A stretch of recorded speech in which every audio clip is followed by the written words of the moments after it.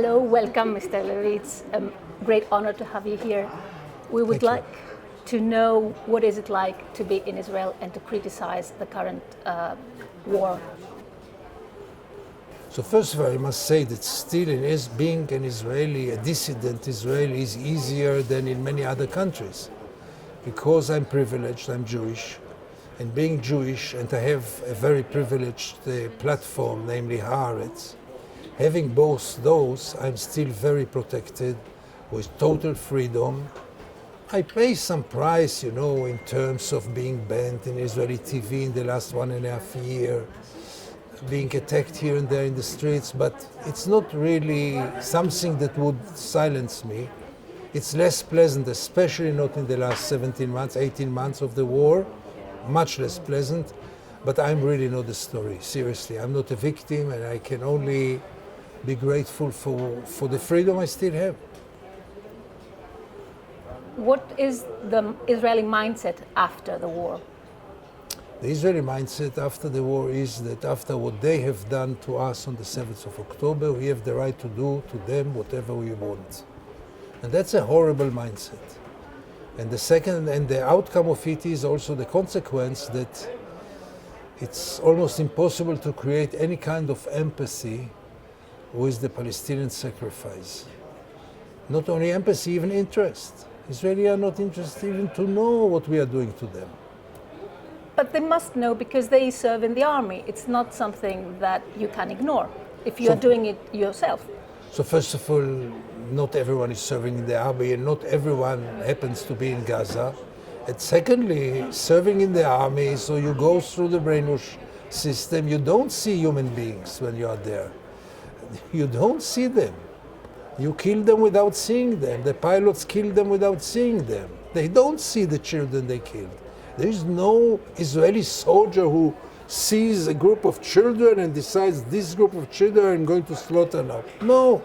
And he is sure that whatever he does has justification, that they are all terrorists. And then, the whole system works that most of them don't see what they are doing.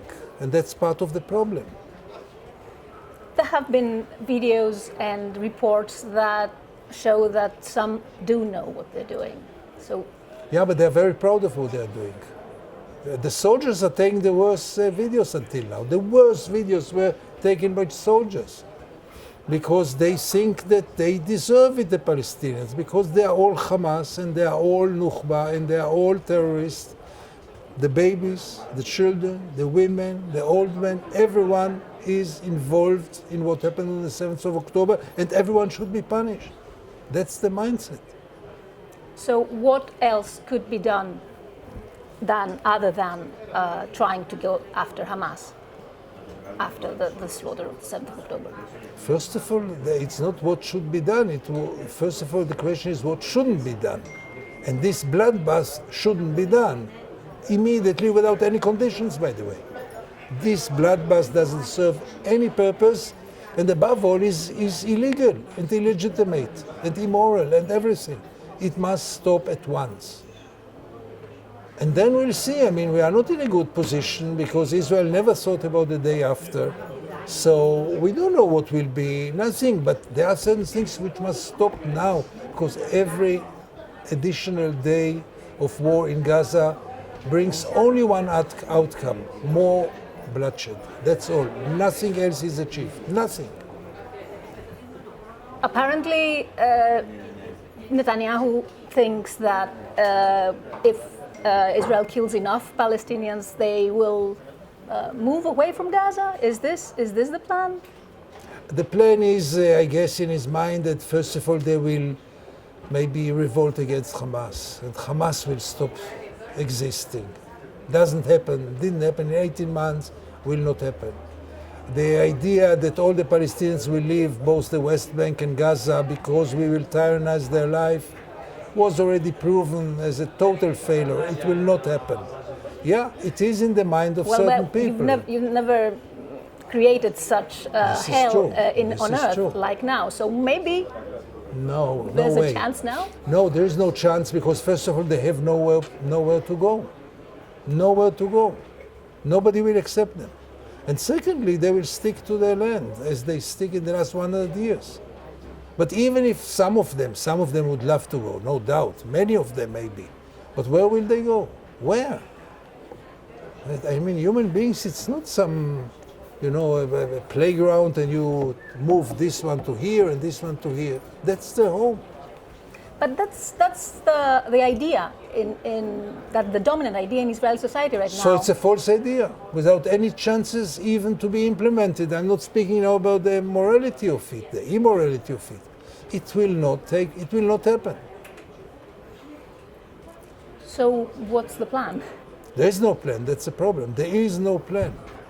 The plan now is to continue to kill and to continue the war. It serves Netanyahu's political survival, and it serves, I guess, also the Americans who do nothing about it, and the EU who does nothing about it.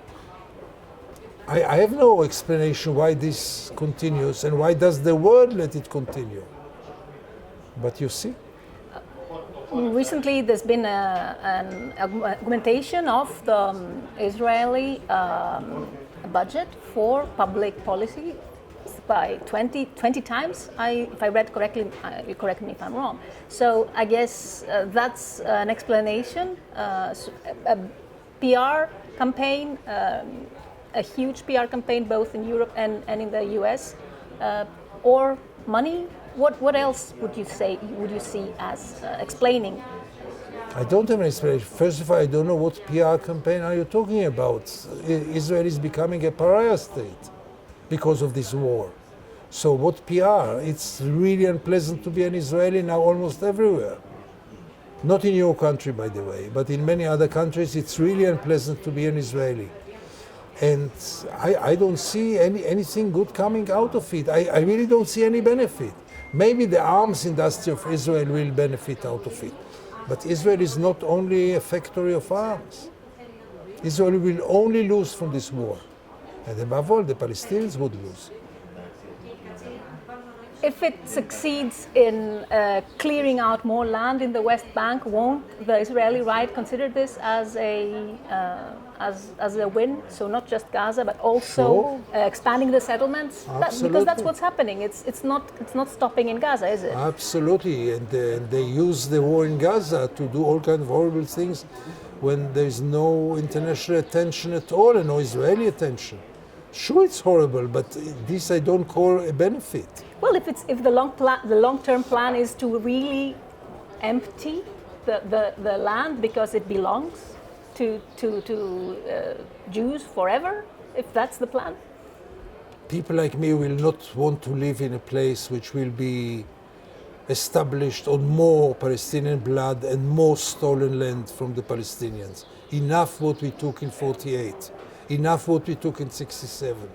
And to base a state about more robbery of land and more killings is maybe North Korea and maybe some even worse examples in history. This is not a place that normal people would like to live in. By all means not. By the way, it's not just you. You just mentioned that 1,000 pilots signed a letter to end the war, but only in order to bring back the hostages? Can you That's the point. That's exactly. So they finally are courageous enough to say so and to sign the petition, but not because of the bloodshed, not because of the crimes, not because of the 20,000 children killed, only because of releasing the hostages. This kind of morality I cannot be part of. This is not morality. Is it all about the hostages? The hostages is a huge issue. And I pray day and night that they will be released. But it's not only them, for God's sake.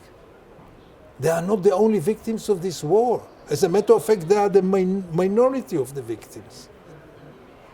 And this I cannot accept, sure.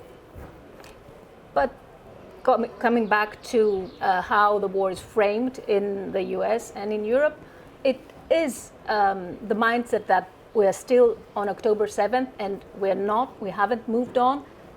This is how it's allowed to continue, by presenting this and not what's happened afterwards, by also going after dissidents also in the West. I know. So the PR has worked, but what else has worked? What else has allowed this total disregard for First of all, human rights? the PR worked maybe on governments, but not on public opinions. See what's happening in Europe and in the United States, even among Jewish communities. I mean, Israel is going to pay a price for the long run, maybe not for the short run. For the long run, Israel is going to pay a price for this war. And rightly so, by the way. And look, yes, there are things which we cannot change and we cannot understand. Why does the world let this bloodshed continue? No explanation. I don't know what does it serve the West, what does it serve the United States? The United States is hated enough in the third world, so-called. So it wants to be more hated. The future finally will be in Asia and Africa one day. And the United States will find itself very hated there, partly because of the support of this blind support. I'm not against support of the United States in Israel, but not to do it so automatically, so blindly, without putting any red lines. Nothing. Israel can do whatever it wants, like no other country in the world, by the way. Okay. Any forces inside Israel that might see things differently? There is for sure a major force who wants to get rid of Netanyahu. I'm very much in favor of getting rid of Netanyahu, but Netanyahu is not the only problem. And if Netanyahu will go, the basic issues will not be solved. There will be some issues, mainly domestically, which will be solved. But the Palestinian problem will remain in the same place. We don't have any alternative leader to change the Israeli mindset toward the Palestinians, to realize that they are equal human beings, to realize they deserve equal human rights like anyone else and like we, the Jews. This will not happen. So those who are protesting now, I have all the respect to them, but that's not the real protest. A real protest against the crimes of the war hardly exists in Israel. And that's unbelievable. Because in former wars, there was much a bigger protest. Not this time.